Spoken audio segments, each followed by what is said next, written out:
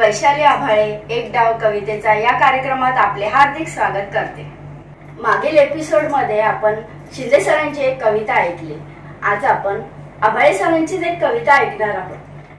काय हो तुमची ती ते गुलाबी दिवस ही कविता तुम्ही अनेक कार्यक्रमांमधून सादर केली, तर त्या कवितेला रसिकांचा भरभरून प्रतिसाद मिळाला। तर ती कविता तुम्हाला कशी सुचली आणि त्या कवितेची पार्श्वभूमी आम्हाला थोडक्यात सांगा आणि ती कविता ऐकवा। जरूर। ही कविता म्हणजे माझा व्यक्तिगत अनुभव आहे। अनुभव आहे म्हणजे मी प्रेमात पडलो आणि त्याची कहाणी असं नाही। माझा एक मित्र विद्यार्थी दशेत आम्ही असताना तो एका मुलीच्या प्रेमात पडला होता आणि त्या दोघांचं एकामेकावर जीवापाड प्रेम होतं, परंतु त्या दोघांच्या या प्रेमाचं विवाहात रूपांतर झालं नाही। म्हणजे काही कारणास्तव किंबहुना आई वडिलांच्या दबावापुढे त्याला तिच्याबरोबर लग्न करता आलं नाही। मग त्याचं अन्य दुसऱ्या कोणा मुलीबरोबर लग्न झालं आणि यथावकाश तिचंही दुसऱ्याच कोणातरी मुलाबरोबर लग्न झालं आणि दोघेही आपापल्या संसारामध्ये रममाण झाले। प्रेम कहाणी खरं तर इथे संपली, परंतु बऱ्याच वर्षांनंतर म्हणजे त्यांना मुलं बाळ झाल्यानंतर एक दिवस बस स्टॉप वरती अचानक भेटतात म्हणजे दूर दूर आहेत, ते एकमेकाशी बोलत नाही, कारण तिच्या मनामध्ये त्याच्याबद्दल राग आहे, कारण याने माझ्याबरोबर लग्न केलं नाही म्हणून। परंतु याच्या मनात प्रेम भावना उचंबळून येतात आणि तो तिच्याशी मनातल्या मनात जे बोलतोय तो जो मुख संवाद आहे ते म्हणजे ही कविता आहे। या कवितेचं आणखी एक वैशिष्ट्य आहे। खरं तर दोन भाग आहेत या कवितेचे। पहिला भाग जो आहे तो गद्य सदृश्य कविता आणि दुसरा जो भाग आहे तो गेय कवितेचा भाग आहे। या कवितेमध्ये विशेष म्हणजे शृंगार रसाचा मी परिपोष केलेला आहे। कवितेचं नाव आहे ते गुलाबी दिवस। ऐकूया तर मला पण ते गुलाबी दिवस।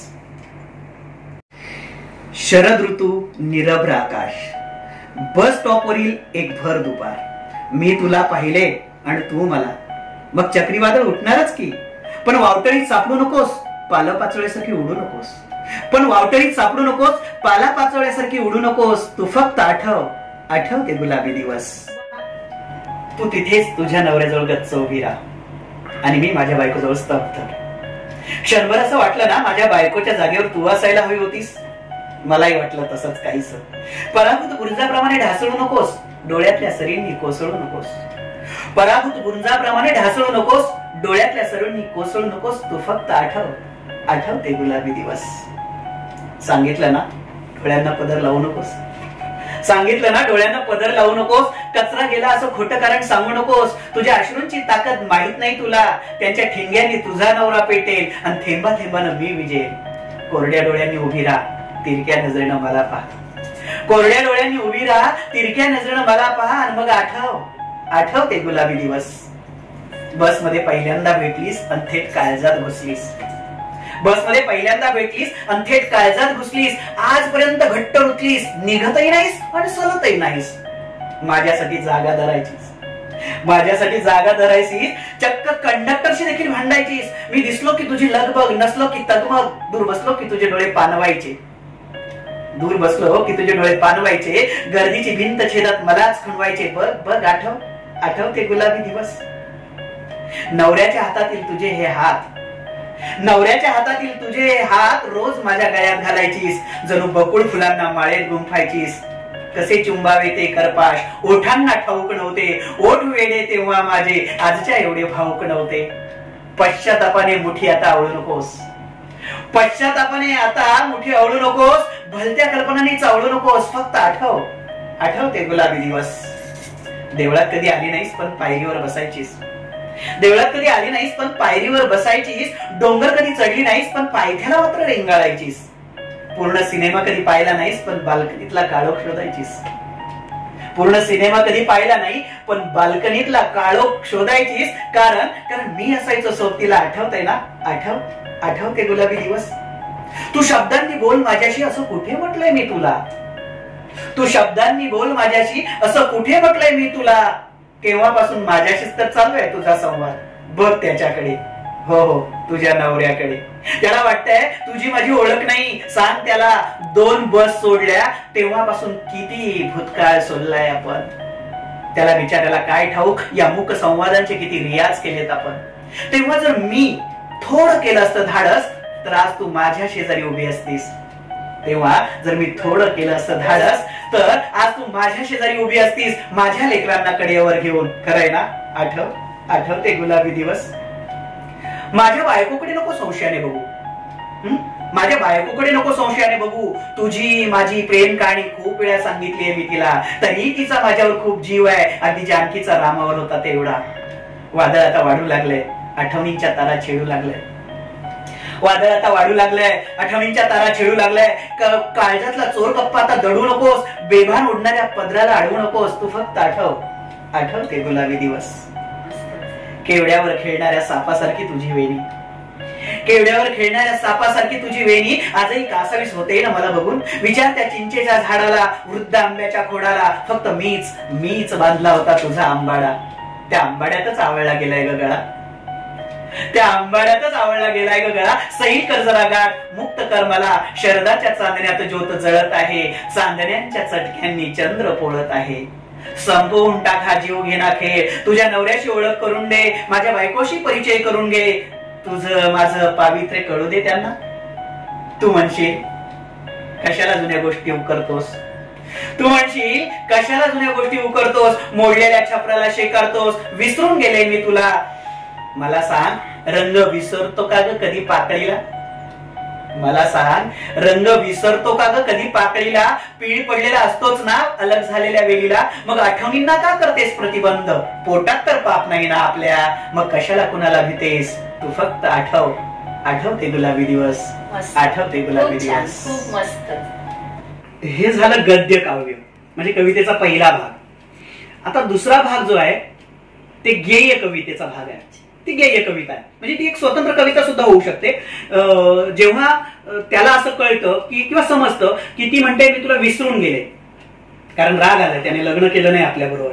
ती म्हणते मी विसरून गेले तुला, पण याच्या मनात असं असतं की तू मला विसरलेली नाहीयेस, कारण तुझ्या माझ्या मी दिलेल्या वस्तू आहे त्या जपते आहेस, माझ्या आठवणी जपते आहेस. याचा अर्थ तू मला विसरलेली नाहीये. हे सांगण्याचा प्रयत्न तो जे करतोय ते म्हणजे ही कविता, म्हणजे कवितेचा हा पुढचा भाग. या कवितेतल्या भावना कशा आहेत बघ. मी कसे म्हणू ग तुझला, तू मला विसरली आहे. मी कसे म्हणू ग तुझला, तू मला विसरली आहे. विरहात कृष्णाची राधा दिन रात झुरली आहे. तू भांग कुणाचा भरते, तू सांग कुणाला वरले. तू भांग कुणाचा भरते, तू सांग कुणाला वरले. तो मीच नव्हतो का वेडे, तुला कवेत धरली आहे. मी कसे म्हणू ग तुझला, तू मला विसरली आहे. करशील किती ग बहाणे, ते चोरून मला पहाणे. करशील किती ग बहाणे, ते चोरून मला पहाणे. हे लालस ओठ दिवाने, त्यांची का भेट ठरली आहे. मी कसे म्हणू ग तुझला, तू मला विसरली आहे. तू आज नेसलेली साडी, ही आवड तुझी का माझी. तू आज नेसलेली साडी, ही आवड तुझी का माझी. का रोज पांघरते शाल, ही जरी पार विरली आहे. मी कसे म्हणू ग तुझला, तू मला विसरली आहे. म्हणजे कधीतरी त्याने तिला शाल भेट दिलेली आहे, आज ती विरून गेली आहे, पण अजूनही ती पांघरते, म्हणजे जणू काही त्याची आठवण जपते असं त्याला वाटतंय. पुढे काय म्हणतो, तुझ्या माहेरचा ग रस्ता, का घरास माझ्या वळतो. तुझ्या माहेरचा ग रस्ता, का घरास माझ्या वळतो. का माझेच नाव दिलेली तुझी लेक थोरली आहे. मी कसे म्हणू ग तुझला, तू मला विसरली आहे. त्याच्या आठवणी जपण्याकरता किंवा त्याचं नाव नेहमी तोंडात असण्याकरता जणू काही तिने स्वतःच्या मुलीचं नाव देखील त्याच्या नावावरूनच ठेवलेलं आहे. तो पुढे असं म्हणतो, क्षितिजात दडता दिस तू का होतेस कासा वीस, क्षितिजात दडता दिस तू का होतेस कासा वीस, का नुसत्याच उचकीने ग तुझी नेत्र भरली आहे, मी कसे म्हणू ग तुझला तू मला विसरली आहे. आणि शेवटच्या चरणात तो असं म्हणतो, तू ज्योत आणि मी पतंग जळताना होईल संग, तू ज्योत आणि मी पतंग जळताना होईल संग, या एकाच आशेवरती तू आजवर तरली आहे, मी कसे म्हणू ग तुझला तू मला विसरली आहे, विरहात कृष्णाची राधा दिन रात झुरली आहे, मी कसे म्हणू ग तुझला तू मला विसरली आहे.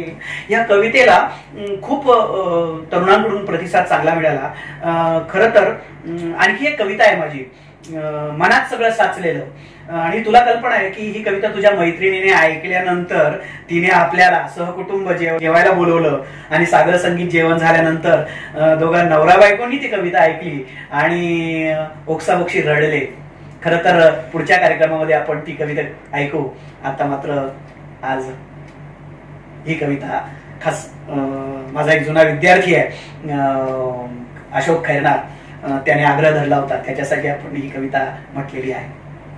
मग आवडली ना कविता?